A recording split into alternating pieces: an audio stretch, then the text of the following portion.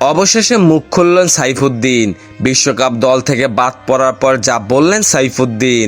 টি-20 বিশ্বকাপের জন্য বাংলাদেশের স্কোয়াড ঘোষণার পর নির্বাচক থেকে অধিনায়ক সবারই সবচেয়ে বড় প্রশ্ন, কেন দলে নেই অলরাউন্ডার সাইফুদ্দিন। প্রিমিয়ার লিগে গত আসরে দুর্দান্ত পারফরম্যান্সের পর সদ্য সমাপ্ত জিম্বাবুয়ে সিরিজে দলে ফিরেছিলেন সাইফুদ্দিন। তাসকিনের সাথে যৌথভাবে সিরিজের সর্বোচ্চ উইকেট শিকারী ও 8 উইকেট ছিলেন তিনি এখনও নির্বাচকদের মন জয় করতে পারেননি।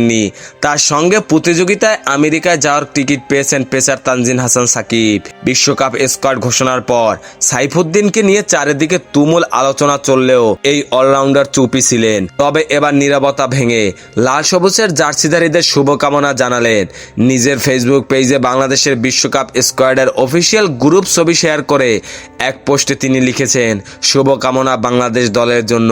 সেই সঙ্গে জুড়ে দিয়েছেন প্রার্থনা ও লাভ ইমোজি।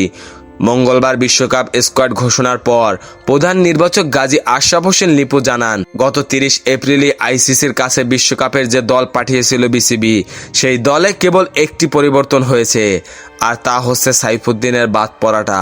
সাইফের জায়গা নিয়েছে তানজিম। কমিটি এবং টিম ম্যানেজমেন্ট আস্থা রেখেছেন তরুণ এই পেসারের ওপর।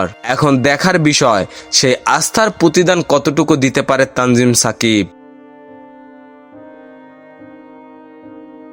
খেলাধুলার সকল আপডেট পেতে আমাদের ইউটিউব চ্যানেলটি সাবস্ক্রাইব এবং ফেসবুক পেজটি ফলো দিয়ে লাইক, কমেন্ট, শেয়ার করে আমাদের সাথে যুক্ত থাকুন। ধন্যবাদ।